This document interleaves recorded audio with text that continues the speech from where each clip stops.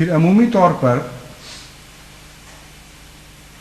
یہ بات ہر انسان کی فہم میں آ جاتی ہے کہ جس چیز کی کشش زیادہ ہو وہ اس چیز کے مقابل پر جس کی کشش کم ہو زیادہ قوت کے ساتھ اپنی طرف کھینچتی ہے. ویسے تو دنیا میں ہر چیز ایک دوسرے کو کھینچ رہی ہے، کوئی ایک بھی ذرہ نہیں جو دوسرے ذروں کو اپنی طرف نہ کھینچ رہا ہو اور دوسرے ذرے اسے اپنی طرف نہ کھینچ رہے ہوں. لیکن ہم آپس میں ایک دوسرے سے ٹکرا نہیں جاتے، ہم دیواروں کے ساتھ نہیں چمٹ جاتے، ہم پہاڑوں کے ساتھ نہیں لگ جاتے، اس لیے کہ زمین کی کشش عمودی طور پر ہمیں زیادہ قوت کے ساتھ اپنی طرف کھینچ رہی ہے. تو اس پہلو سے ہم بعین ہی تعیین کر سکتے ہیں کہ اللہ تعالیٰ کی کشش کے مقابل پر کون کون سی وہ قوتیں ہیں جو ہم پر بار بار اثر انداز ہوتی ہیں اور ہمارے قبلے کو ٹیڑھا کرتی ہیں، اور کیوں خدا کی کشش ان پر غالب نہیں آتی. اس نقطۂ نگاہ سے جب آپ نمازوں میں اپنے نفس کے تجزیے کے عادی ہو جاتے ہیں اور بار بار اللہ اکبر کی مدد سے اپنے اندرونی فسادات کی تعیین کرتے ہیں تو آپ کو اپنے اندر ایک نہیں بلکہ متعدد مخفی بت نظر آئیں گے، اور شرک خفی کی مختلف صورتیں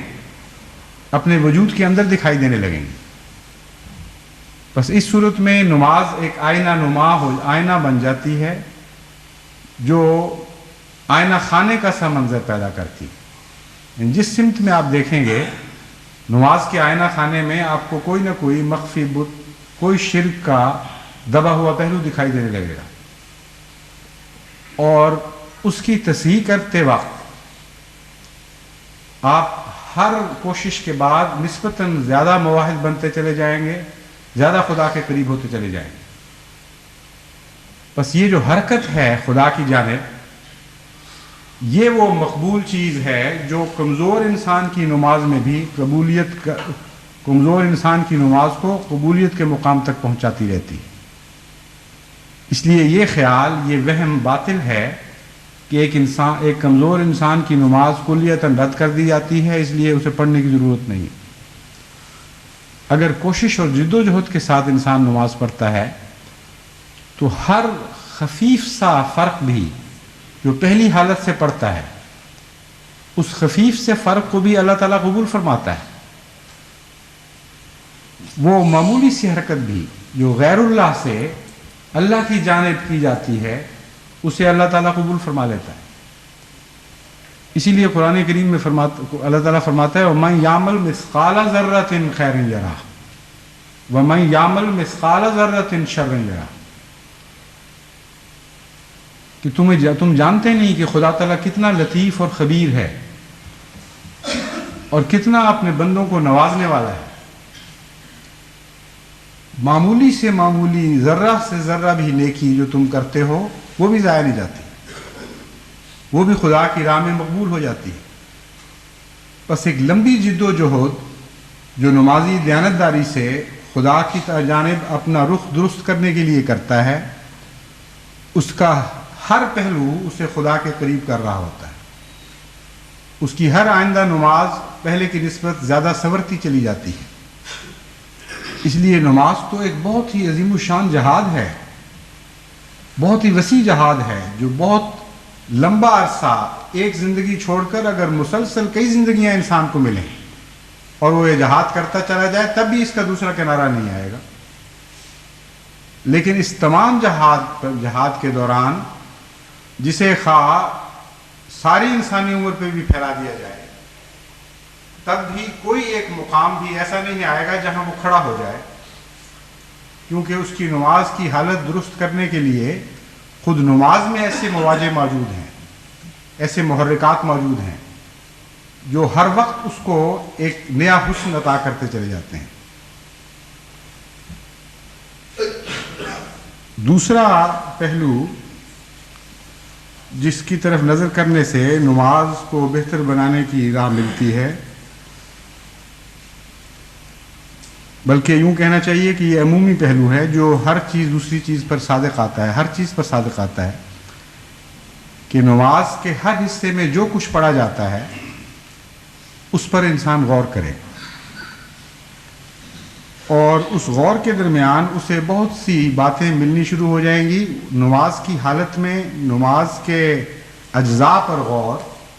ان باتوں پر غور جو انسان نماز میں پڑھتا ہے، وہی ذکر اللہ ہے۔ اس کے نتیجے میں اللہ تعالیٰ کا زیادہ فہم، اللہ تعالیٰ کی عظیم صفات کا زیادہ بہتر علم، اور خدا تعالیٰ کی صفات کے رنگ اپنانے کے زیادہ اچھے مواقع میسر آنے لگتے ہیں، اور بہت سی ایسی باتیں انسان کو معلوم ہو جاتی ہیں جو بغیر غور کے اگر کروڑ دفعہ بھی آپ نماز میں سے گزر جائیں تب بھی آپ کو معلوم نہیں ہوں گی۔ یعنی نماز کی راہ میں بے شمار معارف بچھے ہوئے ہیں، ہم روز ان سے گزرتے ہیں لیکن توجہ نہیں کرتے، غور نہیں کرتے کہ کن حالتوں میں سے ہم گزرتے چلے جا رہے ہیں۔ مثلا جب ہم کہتے ہیں اہدنا الصراط المستقیم صراط الذین انعمت علیہم، تو یہ دعا ہر نماز کی ہر رکعت میں پڑھتے ہیں۔ کوئی نماز قائم ہی نہیں رہ سکتی، یہ نماز کی زندگی ہے سورہ فاتحہ، جب تک سورہ فاتحہ کو اس کی ہر رکعت میں ادا نہ کیا جائے۔ اس کے جو پہلے حصے ہیں ان پر مختلف وقتوں میں میں روشنی ڈالتا رہا ہوں، لیکن اس سے بہت زیادہ گہرائی کے ساتھ اور وسعت کے ساتھ اور عرفان کے ساتھ حضرت مسیح موعود علیہ الصلوۃ والسلام سورہ فاتحہ کے عظیم الشان محاسن پر روشنی ڈال چکے ہیں۔ لیکن سورہ فاتحہ تو محدود نہیں ہے، اس کا مضمون تو ہمیشہ جاری رہے گا، اور تمام سمندر بھی خشک ہو جائیں تب بھی سورہ فاتحہ کے معارف کا احاطہ نہیں کر سکتے۔ اس لیے ہر دور میں اس کے نئے نئے مطالب کی طرف بھی انسان کی توجہ پھرتی رہے گی، اور ہر نمازی کو میں پھر تکرار سے کہتا ہوں، اگر وہ نماز میں سورہ فاتحہ پر غور کرے تو ہر رکعت میں ہر آیت میں نئے مطالب نظر آنے شروع ہوں گے جو اس کی اپنی کیفیات اور اپنی حالتوں کے مطابق ہوں گے۔ اور یہ اتنا وسیع مضمون ہے کہ ہر انسان جو سورہ فاتحہ کو ادا کرتا ہے اس کے ظرف کے مطابق اس کے معنی میں کچھ نہ کچھ تبدیلی ضرور ہوگی۔ اس لیے اگر عرب ہا عرب بھی سورہ فاتحہ پر، عرب ہا عرب انسان بھی سورہ فاتحہ پر غور کریں گے تو ان کے ظرف میں سورہ فاتحہ کے جو معنی جھلکیں گے وہ دوسرے انسانوں سے کسی نہ کسی پہلو سے ضرور مختلف ہوں گے۔ بہرحال یہ جو کوشش ہے کہ جو انسان نماز میں پڑھے اس میں ڈوبنا شروع کرے، اس پر غور کرنا شروع کرے، اس سے نمازوں کی کیفیت میں بہت ہی زیادہ حسن پیدا ہو جاتا ہے، اور انسان کو اللہ تعالیٰ نئے نئے عرفان عطا فرماتا چلا جاتا ہے۔ اہدنا الصراط المستقیم کی دعا خصوصیت کے ساتھ نماز کو سیدھا کرنے اور نماز کو درست کرنے میں مددگار بنتی ہے۔ اہدنا الصراط المستقیم کی دعا سے ہمیں معلوم ہوتا ہے کہ جو صراط ہم مانگ رہے ہیں وہ نماز ہی میں سے ہو کے گزرتی ہے۔ وہ راستہ جس پر سارے انعام لکھ پڑے ہیں وہ نماز ہی کا راستہ ہے، اور جب تک ہم نماز کی راہ پر چل کے ان انعامات کو پانے کی کوشش نہیں کریں گے، محض ایک خوابوں کی دنیا میں بس رہے ہوں گے، حقیقت میں وہ انعام ہمیں کبھی بھی میسر نہیں آ سکتے۔ اس مضمون پر غور کرنے سے پتہ چلتا ہے کہ کیوں سورہ فاتحہ کی ہر رکعت میں نماز کی ہر رکعت میں سورہ فاتحہ کو ضروری قرار دیا۔ اہدنا الصراط المستقیم میں انعام پانے والوں کے رستے جو معین کیے گئے قرآن کریم سے پتہ چلتا ہے کہ ان میں 4 انعامات، 4 مراتب نصیب ہوتے ہیں۔ پہلا مرتبہ صالحیت کا ہے، دوسرا شہادت کا، تیسرا صدیقیت کا، اور چوتھا نبوت کا۔ تو نماز جس حد تک درست ہوگی اور سنورے گی اس حد تک انسان درجہ بدرجہ ان مراتب کے قریب ہوتا چلا جائے گا یا ان کو پاتا چلا جائے گا۔ بس یاد رکھیں، اگر آپ کی نماز صالح نہیں ہے تو آپ اس رستے پر نہیں چل رہے جس پر صالحیت کا انعام پڑا ہوا ہے۔ نماز صالح ہوگی تو آپ صالح کہلائیں گے، اگر نماز فاسد رہے گی تو وہ انسان جو فاسد نماز پڑھتا ہے وہ صالح نہیں بن سکتا۔ اس لیے ایک ذرہ بھی نماز سے باہر نعمت نہیں ہے، ساری نعمتیں نماز کے اندر آ گئی ہیں۔ شہادت کے متعلق عموماً یہ تصور پایا جاتا ہے کہ گویا صرف خدا کی راہ میں جان دینے کا نام شہادت ہے، حالانکہ بعض اوقات جان ایسی حالت میں بھی لی جاتی ہے خدا کی راہ میں جب انسان بے اختیار ہوتا ہے، مجبور ہوتا ہے۔ جاتی تو خدا کی راہ میں ہی ہے، مگر کسی حملہ کرنے والے نے حملہ کر دیا، اس میں انسان بے بس تھا، مجبور تھا، موت کی منہ میں آنکھیں ڈال کر اس کی طرف بڑھتے ہوئے جان دینا اور چیز ہے، اور خدا کی راہ میں خدا کی خاطر ویسے مر جانا اور چیز ہے۔ تو شہادت کے بھی بہت سے مراتب ہیں، یعنی ہر شہید کا مقام ایک نہیں رہتا۔ اسی لیے حضرت صاحب عبداللطیف صاحب شہید کی شہادت کے اوپر حضرت مسیح موعود علیہ الصلوۃ والسلام نے ایک کتاب لکھی، اور اس کو پڑھنے سے پتہ چلتا ہے کہ بظاہر ایک لقب ہے شہادت، لیکن اس کے اندر بھی اتنے مراتب ہیں کہ وہ سفر بھی لگتا ہے کہ کبھی ختم ہی نہیں ہو سکتا۔ یعنی یہ نہیں ہے کہ آپ صالحیت میں داخل ہوئے اور اچانک صالحیت ختم ہوئی اور پھر شہادت کی طرف چل پڑے۔ ایک لمبا دور ہے صالحیت کا جو بعض دفعہ انسان کی ساری زندگی پر حاوی ہوتا ہے، تب بھی صالحیت کے اندر بھی انسان کا سفر ختم نہیں ہوتا اور اگلے مقام کی باری نہیں آتی۔ تو وہ شہادت بھی ہے جو جان دینے سے ملتی ہے، لیکن اس کے پیچھے ایک روح ہے، اگر وہ روح موجود نہ ہو تو وہ شہادت نہیں ہے۔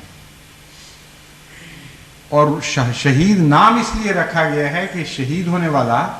خدا کو روبرو دیکھ رہا ہوتا ہے اور جانتا ہے کہ میرا ایک خدا ہے جس کی طرف میں جاؤں گا۔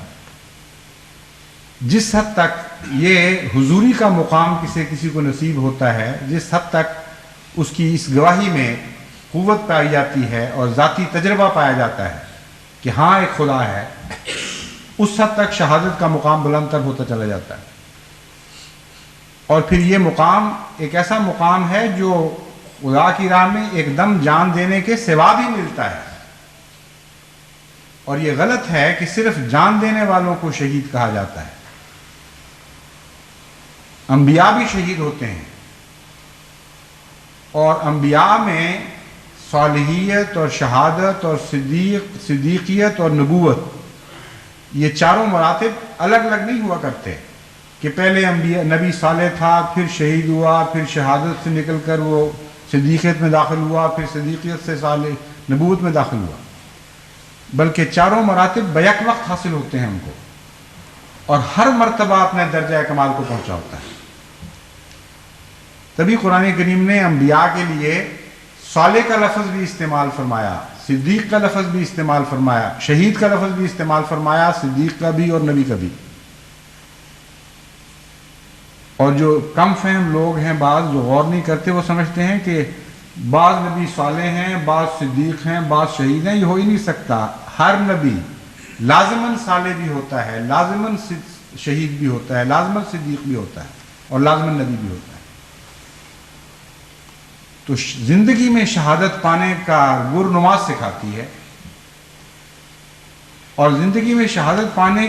کا صرف گر ہی نہیں سکھاتی، بلکہ بتا دیتی ہے کہ ہاں تمہیں شہادت نصیب ہو گئی۔ بس وہ نماز جس میں خدا غیب سے حاضر میں آ جاتا ہے، وہ نماز جو عالم الغیب و شہادہ کو عالم غیب سے عالم شہود میں اتار دیتی ہے، وہی نماز ہے جو شہادت کا مقام رکھتی ہے، اور وہی نماز ہے جو نمازی کو شہید بنا دیتی ہے۔ پھر خواہ اس کی جان خدا کی راہ میں جائے یا نہ جائے، اس کا اٹھنا بیٹھنا، اس کا مرنا جینا، سب کچھ خدا کے لیے ہو جاتا ہے۔ بس نماز کے ذریعے آپ کو شہادت بھی نصیب ہوگی، اور جب تک نماز کی شہادت نصیب نہیں ہوتی باقی شہادتیں اس کے مقابل پر کوئی بھی معنی نہیں رکھتی.